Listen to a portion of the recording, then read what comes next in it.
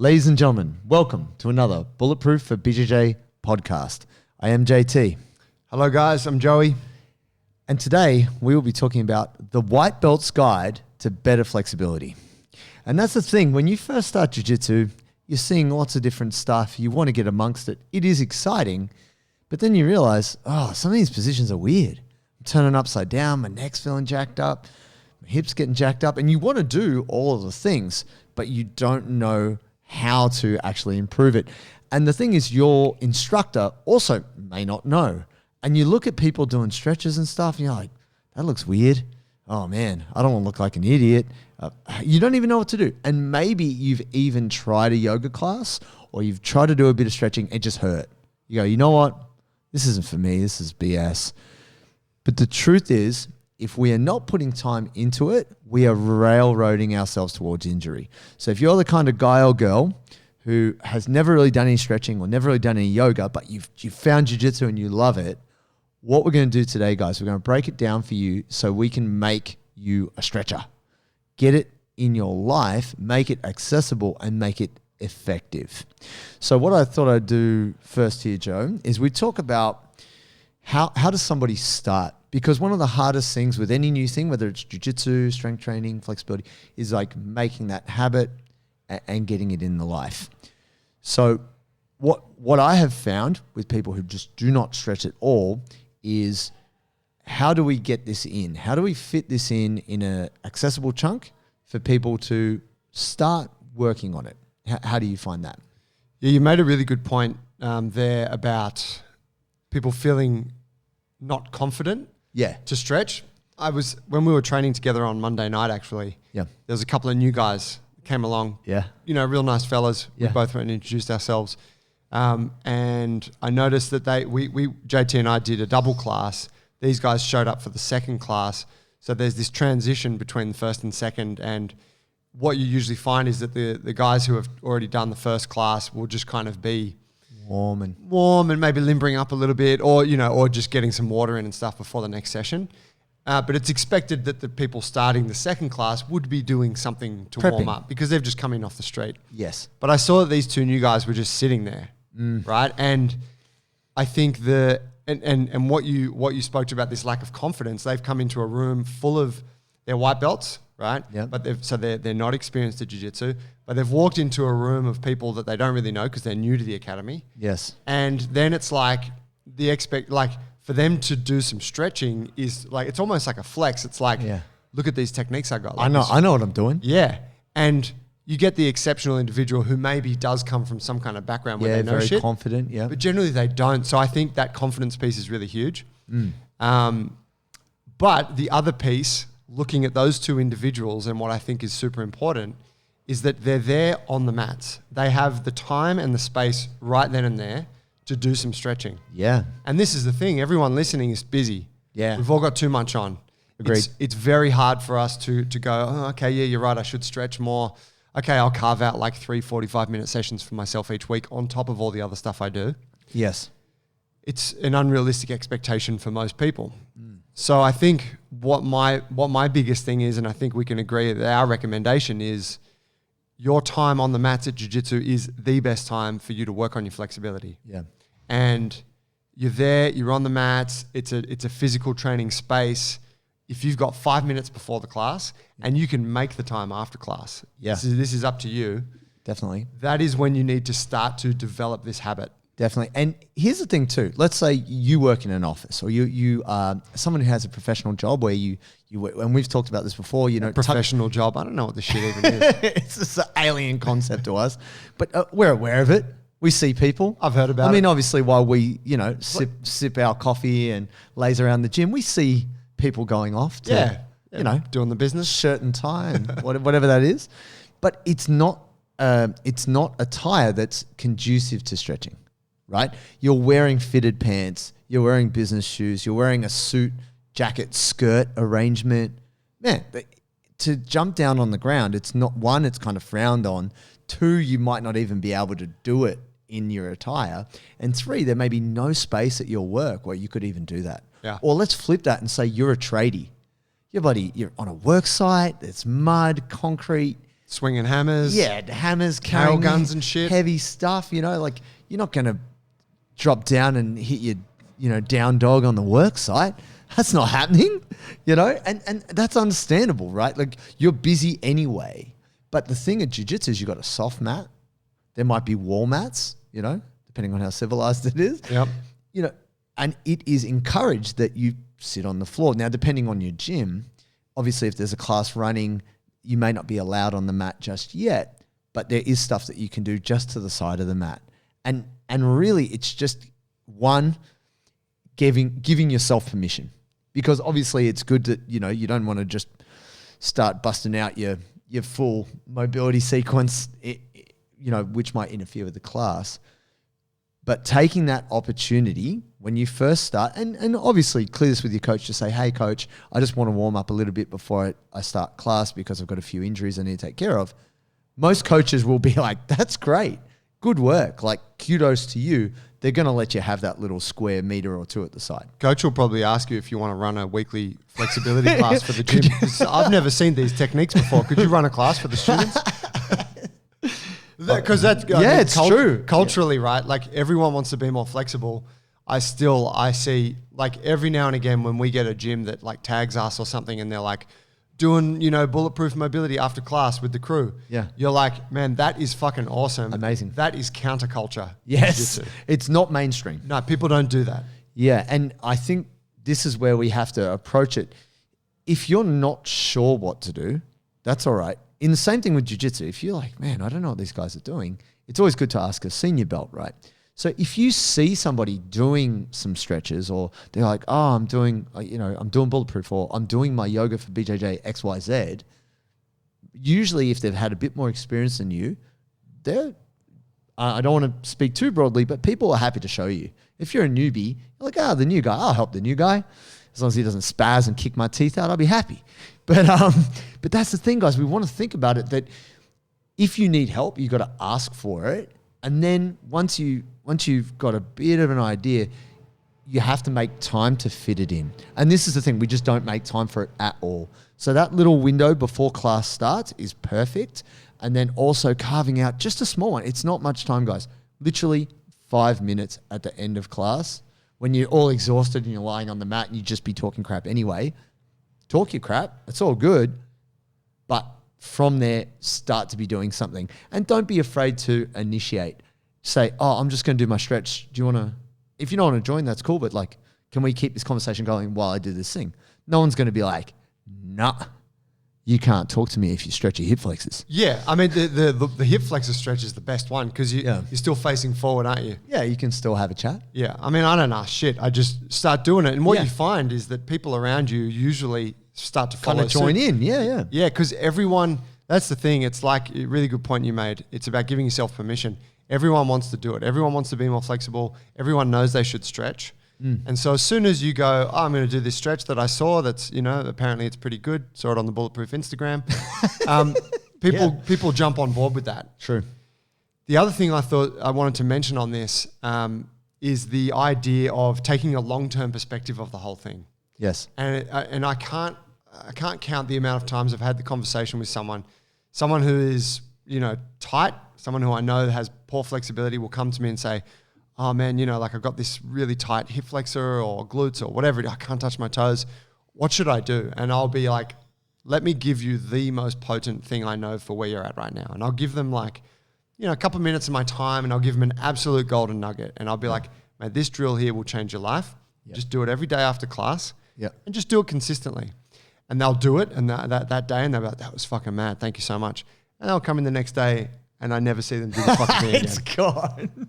And it's sad. And there's many things contributing to that, but I think one of the main things is like people are looking for a quick fix. Of course. And it's like there is no quick when it comes to becoming flexible. Yes. Because it just takes a long time, one, to develop the technique and the awareness, but also for the tissues and the structures of your body to change. To adapt. Yeah, and especially if you're coming from a low baseline where you're already quite tight and you're training your jiu-jitsu in a way that's making you more tight. Indeed. And you're living a life that's making you more tight. You've got a big hole to dig yourself out of. Yeah. So I think in conjunction with like giving yourself permission, like grasping that time to do it, it's also just doing it, Yes. committing to it forever. Like just I stretch before I train and I stretch afterwards. Agreed. And here's the other thing too. Flexibility and mobility is a skill and it requires practice. In the same way, strength is a skill. I overheard a conversation the other day, just two random people, and the person said, well, I'm not a strong person. I can't do that. Like, how do you expect me to do strong stuff? I'm not strong.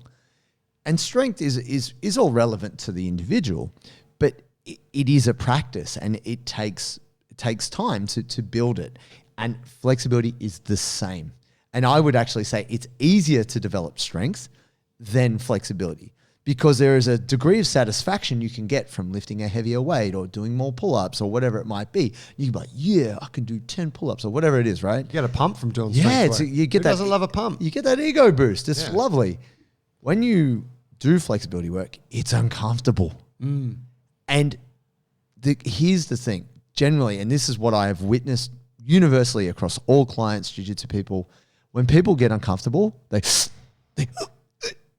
tighten up and like they hold their breath. And breathing, nervous system regulation, and being able to lean into it, just relax a bit and actually understand that you letting go of that tension will improve your situation, even though it's uncomfortable. That burning or that initial discomfort, you got to spend a bit of time there. It will get better. And that's the hardest thing is getting past, well, that's just me. I know that I've got to kind of talk myself out. I've got to have a little, come on, man. You can do this. Just breathe. And after I've gotten past that first 30 seconds and I feel muscles kind of let go a bit and the reward starts to come in. But most people are just like, oh, I'm trying to touch my toes. No, haven't got it. See you. And they go. Yeah, fight it for one set and then call it a day. Yeah, and the funny thing about it, and this is what I see with my students for sure in class, you get them to do one set, and that's usually where people stop. They're like, yeah, I've done one set. Second set, they've got more range. Third set, wow, there's a big improvement here, and we've only been here 5 minutes. So that I think that people aren't patient enough with it. That's a great point. That probably brings us to the second piece here, which is one of the main issues, the other main issues that we see with beginners trying to become more flexible, white belts or otherwise, is just a lack of awareness. So you don't really know what stretching feels like or how to do it, but you also don't have the technique. Correct. And you see this when someone, I can think of a guy actually that we train with who comes to class early all the time and goes through a little stretch routine. Name him. I can't name him. Okay. He shall not be named. All right. He shall not. But he'll do those stretches. He'll do the standing against the wall, grab the foot, pull the heel to the butt. Yep. In, like all body contorted, but that classic like run and stretch. Yep. He'll do some kind of leaning forward, touching the toe kind of thing. Yep. And instantly, and this is not to hang shit on old mate at all, instantly that tells me he doesn't actually know any good techniques for stretching. Right. But what is interesting is he's making the time for it consistently. He's trying. Yeah, and I would argue perhaps he's doing better than someone who maybe knows the techniques but doesn't use them, Doesn't right? do it at all. So you want to, from a technical perspective, you need to know some basic parameters. You need to know, oh, this is a good stretch for my hip flexors. Oh, this is a good stretch for me for my hamstrings. Yeah. This is an effect, because the thing is, like, with the hamstrings are a great example. That classic position of like sitting on your bum and reaching forward. If you're a tight person, that position is really uncomfortable. It's not only painful on your hammies and in the back of the knee, but like it hurts your spine and torso. Yeah, like so if you understand, like actually I get a better stretch in the hammies and it's much more comfortable for me if I stand up and I put my leg up onto a chair or a box and I bend my knee a little bit and then I can kind of hang out there and I can breathe better. So that the technique piece is important because it's kind of how you get from point A to point B. Yeah, you need a tool to address the job at hand. Like what's, like, oh man, I know my hamstrings hurt, my back's tight. What's the right tool for the job? And look, we all have different experiences of tightness. So some people walk in, they haven't, maybe they're not very particularly physical or haven't done much physically demanding work. And they're actually pretty loosey-goosey. But invariably, we all have an area in our body where we store tension, whether it's our shoulders, our neck, our hips, our calves, whatever it might be. And that's the thing for me, guys. My weak point, or the point for me that gets tightest, even though I put time into it every week, is calf muscles. Calves and ankles. Like before I squat, I got to do a bit of ankle prep. Before I do pistols, always. If I'm trying to get better with my forward fold, I have to spend time prepping my feet, loosening up my calves before I go there, because I find that hammies are pretty decent, adductors are okay, lower back's okay, but calves kill me. And you might be one of those people, you might be like, oh man, I just get massive calf pain. And then, everyone is different, but it's important that one, you have the tools to be able to help you address your issue, but understand and isolate what are my key issues, because everybody is different. How about you, Joe? Yeah, for me, it's largely been my knee since the surgery, which is a couple of years ago now, but my knee is just tight. Yes. So yeah, before any training, whether it's strength training or jiu-jitsu, I have to do a little routine to get my knee flexion back. Yeah. Be able to bend it.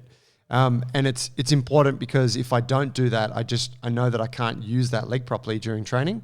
I like today working on some pistols and stuff. I totally can't do that unless I've done, it's probably about 5 to 8 minutes of sort of knee work. Prior to that, if I think back, it was more about my shoulders. Like when I was really trying to develop my body weight strength and whatnot, my shoulders were always really tight, particularly after training jiu-jitsu. So I used to have to spend extra time on those. Yeah. But yeah, like JT and I were talking about it before the show, it's whether it's coming off the back of a surgery or it's because you sit down all day or it's just how your body's put together, you're going to have some area that's going to be your problem area. Yeah. And that is really where you should be putting the most amount of attention and the most amount of consistency. Definitely. Isn't it? Yeah. And here's the other thing too. When you come to jiu-jitsu, you've got a great coach. They know so much jiu-jitsu. You're like, wow, they're so cool. You just want to learn everything from them, but they may not have the answers for you. Like you say to your coach, oh, my shoulder's a bit tight or a bit jacked. They might say, hey, don't do this in jiu-jitsu, but they don't necessarily have the answer for you. So we need to be able to find out what is going to be the right thing for you, whether you've had an injury or it's a chronic thing long term, for you to be able to address that. And so this is even brought up by our good friend Ross Wheating, one of our Academy subscribers up on the north side. Ipswich fam. Ipswich fam. Love those guys. Love you guys.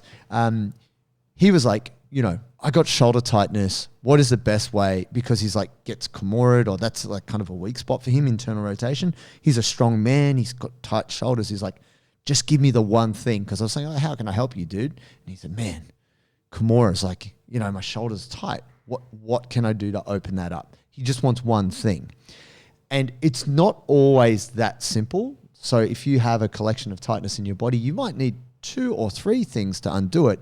But for sure, there's usually one very good stretch that you can use to help alleviate that tightness. But I'm going to take this a step further. There are plenty of people out there in the strength and conditioning community who are like, stretching's bullshit, doesn't work, don't do it, it's a Band-Aid, get strong.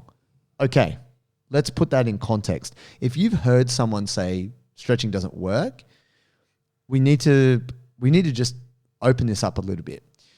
If you have tightness in your body, that can be for a variety of reasons. You stretching and opening up that area is not a bad thing. It's a good thing. But if you want to keep that range and keep that ability to move, you are going to have to do a little bit of strengthening at some point. It is true that just a stretch, it's only going to last so long, right? So like, yeah, you do a stretch, you feel good. You do your jiu-jitsu, you go home, you do whatever. Next day, you're like, oh, I'm tight again. Yeah. Right? Like it only lasts so long. And even if you are doing it every day, I mean, yeah, you got to clean your dishes every day. You got to, vacuum the house on a regular basis. Like you got to do this maintenance work to have the permission to do this crazy thing, jiu-jitsu. But this is where we take it a step further. Once you have worked out what is the stretch I need to do, how am I fixing my issues, you get it in your life. You're doing it before class. Maybe you're doing it on your lunch break. You're just fitting it into your life. That's a key step. The next step to help you in this progression of being a stretcher, being a flexible person, is being able to do some strength work which supports it. And I think this is the next step in the conversation. Yeah, strength training is an essential aspect of becoming more flexible. And of course, going back to that example, this is an argument that's had between strength folks and you know, whatever, movement type people about flexibility all the time. And I find it such a silly argument because, not to spend much time on it, but the strength is also short term. Yeah. Right. I go strengthen my deadlift and I can deadlift double body weight. Well, if I don't maintain that every week, it's going to drop It'll off. diminish, yeah. Yeah. So like everything in life is short term. It's biological. Your body's always trying to return back to some baseline, right? Yeah. So it's a really good point. And I guess for some jiu-jitsu people, if we can sort of make that clear, it's like, all right, I got to create the range of motion in my body. That's the stretching. And then I've got to strengthen the range. Yeah. But that's okay. That's kind of two activities. Yeah. Now, we've spoken about this at length in other podcasts. If you do your strength training with the right kind of approach and the right kind of choice of exercises, you're incorporating stretching into that training. Correct. Right? Romanian deadlifts, single leg deadlifts, Cossack squat, right? This does it all. But another way to look at that, this kind of combination, is when you are training jiu-jitsu, that is also a form of strength training. Yeah, you're in spider guard, pulling, pushing, your legs out here. You're trying to like sweep them over. That's right. Someone's trying to kimura you. You're fighting it. You're there for 2 minutes. I mean, that is an intense strength effort. Yeah, and it's immeasurable because there's so much random shit happening. It's not, you can't control it. You can't kind of target areas. But the thing is, if you're training in that way, perhaps for you, just adding in some stretching gives you that combination of stretch and strength. Yes. Right? We're always talking, though, about what the ideal is. And we're like, well, if you can do some stretching before and after class and you can do a couple of days of focused strength training, this is, without a doubt, the most potent combination. For sure. But I want to pare that back a second, guys, because I have friends who just froth jiu-jitsu.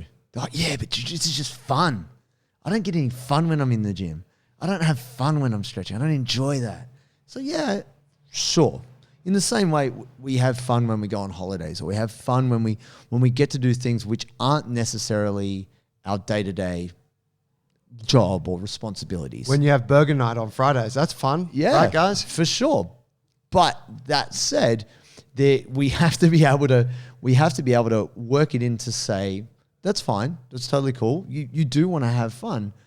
But if you are injured, right? If you snap a ligament or you get injured, you can't even have the fun of just walking. You can't even just have the general freedom to live your life healthily. So this is what I want to say, guys. My friends who froth jiu-jitsu and don't want to do any other stuff, I understand where you're coming from. It makes sense. You don't get the same bars. It's not as engaging, blah, blah, blah. But imagine this, guys. If you can't stand on one leg and hop without falling over, then you don't have a lot of control. So now, if you can't stand on one leg, lean forward, touch the ground, and stand back up without falling over, you also don't have a lot of control. If you now have someone coming up on a single leg, like Joe, single-legging me, just fighting like a mad dog, fuck that guy, and just wrestling like hell, and I'm hopping around on one leg trying to counter, and he slams me on the ground, like, how do you expect? Now, I want you to think about this clearly, guys.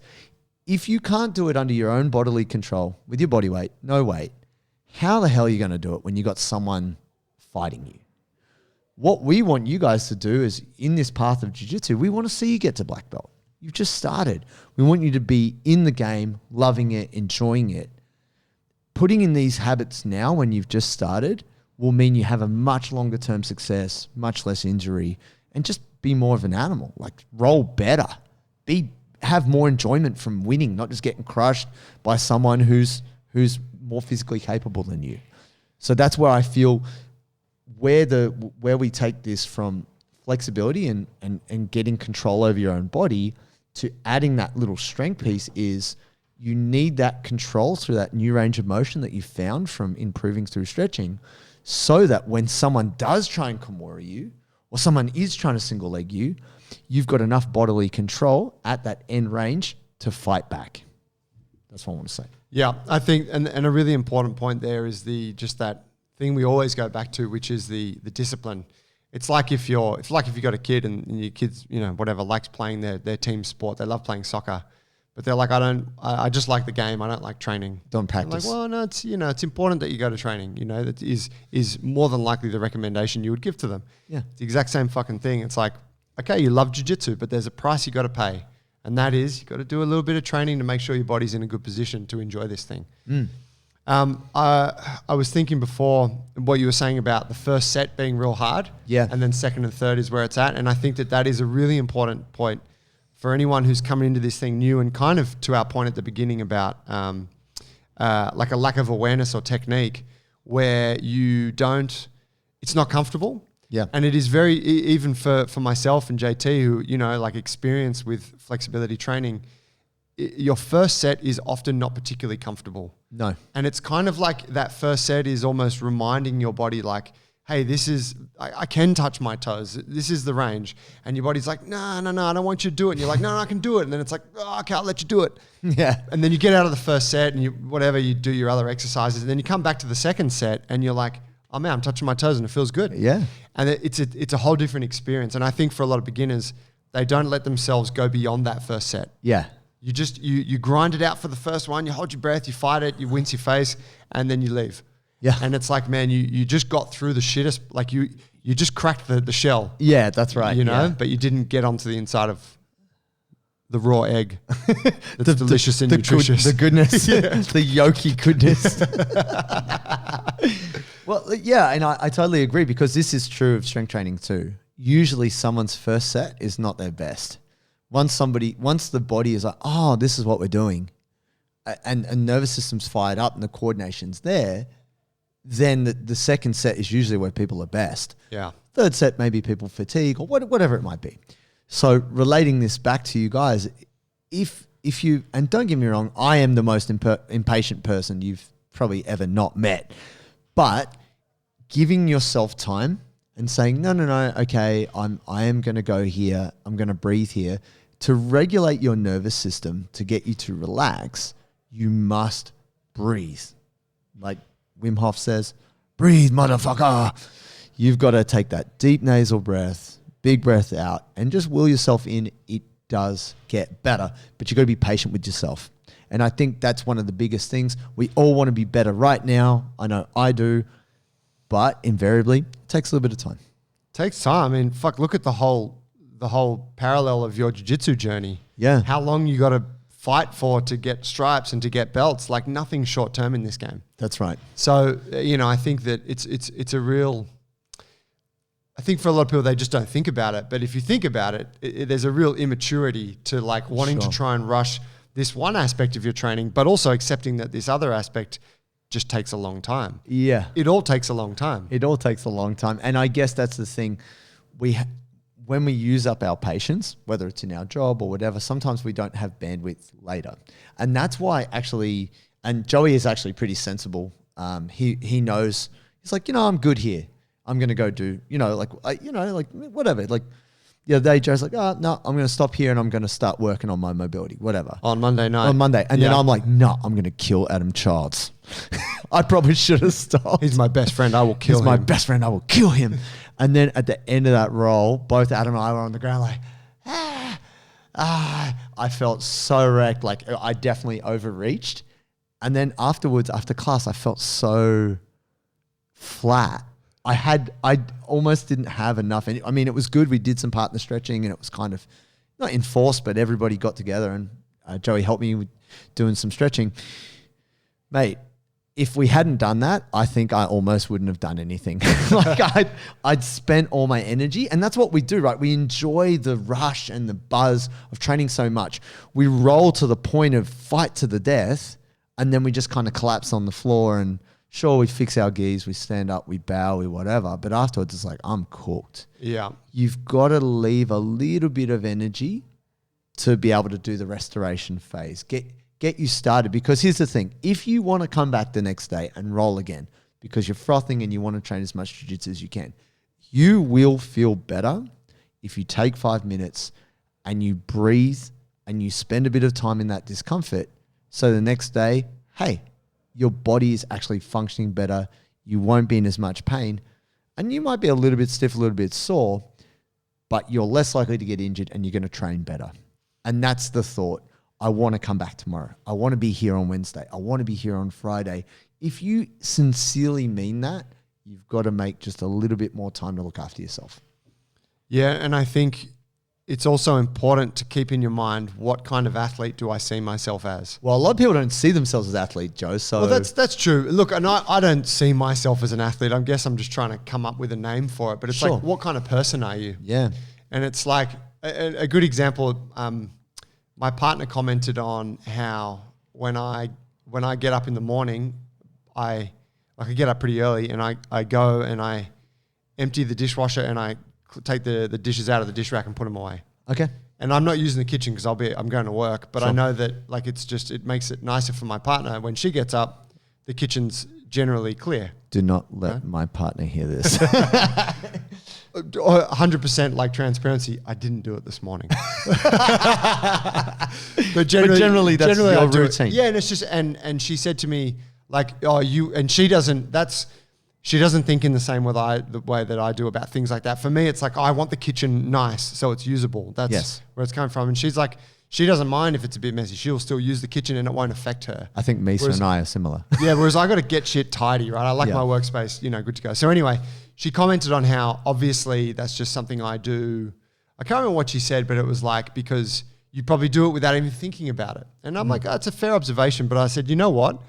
It was the first time I'd reflected on it. I said, I do it because like as I'm walking out of the house, I think to myself, what does the kind of guy that I wish to be, what would he do? And I'm like, no, he would fucking set the workspace, make it right. Yeah. It's like I make my bed. Yeah, good point. And so same thing with the training. It's like, what kind of guy do I aspire to be or do I see myself as? And it's like, I'm the kind of guy that trains real hard, brings the heat, and then I do the work.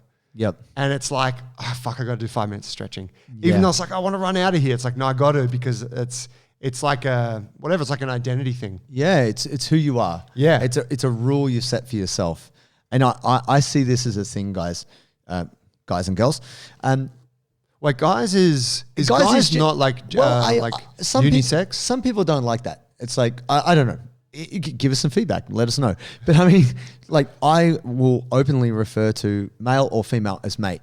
Like, I don't. Yeah. That's maybe an Aussie thing. Yep, it's a very Aussie thing. It's an Aussie thing, right? But you got a class of males and females. You'll be guys. My friends. Like I'm speaking to everyone when I say this. I have rules. Like, I don't eat dessert. Like, that's a rule. Like, I just don't eat dessert. I'm not someone who eats dessert. I've done that to condition myself. It's not negotiable. And I think this speaks to your point, Joe, about the habits of being the person you want to be. Like, be that person. We all see those really flexible people. We're like, dang, I wish I was like that. But it's like the whole wish thing is kind of nonsense. Eating the cream caramel. You're lying. I wish I was like that. You're lying to yourself, right? And I agree. I've been thinking about this more lately about my own habits and, trying to be considerate of others, whatever the space is, just be less selfish. And the truth is, when you do something positive for yourself, you also give permission to other people to do positive things. And that's what we were saying. You get into that stretch position, someone comes over, they're like, oh, this guy's stretching. He's a white belt. Maybe I'm a blue belt. God, maybe I should do this. And then it has a really good knock-on effect, guys. So to give you confidence to do something which you're not used to, and also maybe feel like, oh, I'm standing out a little bit here. When you do this thing and you are actually taking a positive action to look after yourself, you're giving permission to other people. You're setting a good example. And that's all I could wish for anyone. It's like, one, you've got your own self-respect, which is the most important form of respect. You respect yourself, and then other people go, dang, I want to be like that person. I want to respect myself. Exactly. It's cool. Should we kind of just go over what those key points were again? Yeah, let's circle back through. I've got them here. Tell me if I've missed any. But the first one was give yourself permission to stretch. It's okay for you to do it. Do it. Second is carve out the time. Yes. And the most appropriate place for that is on the mats at jiu-jitsu. Before and after. Have a few techniques up your sleeve. Yep. If you don't know techniques, go to our Instagram or go to our YouTube, Bulletproof for BJJ, and we put fuckloads of techniques all the time. And just message us. If there's a technique in there. Don't even fucking message me. Until you've done everything that's on Instagram and YouTube, I don't want to hear about it. Okay, you can message me. I mean, of course you can get in touch with us, but we put shit out all the time. Yes. You'll see, if you're looking for the big heavy hitter, go to the YouTube channel. Big three. The big three for lower body mobility. Do those every day. Yep. Fourth point is take a long-term view of this thing. Yes. It's not about kicking ass today or this week. It's about doing this consistently forever. And then the fifth was to add strength training. Yes. And have that, and that combination is where the potency lies. Indeed. Agreed. Obviously, if you want the supremo help with your mobility, sign up for our program, bulletproofforbjj.com. You can take a free trial. Our mobility program is incredibly easy for you to incorporate into your jiu-jitsu. We've designed it around these ideas. It's designed to work before and after you train jiu-jitsu, and it gives you the minimum effective dose to make the changes you need to become more flexible. Plus, it also has extra in there if you want to do extra. That's right. And for a lot of people out there, they say, oh, only twice a week. I want to do this 4 times a week. You're like, oh, you can. As long as that's not detracting from your jiu-jitsu. Remember that, guys. We're not trying to make you gym heroes. We do want you to be strong, flexible humans, but we want it to translate to your jiu-jitsu. So you shouldn't be doing too much in that way. But understand this. If you want to share this with your community, if you want to get this in your gym because you've heard us talk and you're interested in these ideas, we have an academy subscription, and that's where the gym is able to sign up and give all you and your teammates access. So if you think your coach might be interested, or there's a couple other people at your gym who want to do this kind of thing, get the team access, get the team on board, get your coach to reach out to us, and we can get your whole team on the Bulletproof for BJJ program through the academy subscription. So if you're thinking the team might like it and you're keen, and you think your coach might be keen, we can hook it up. That's it. That's the one. All right, my friends, thank you so much for tuning in.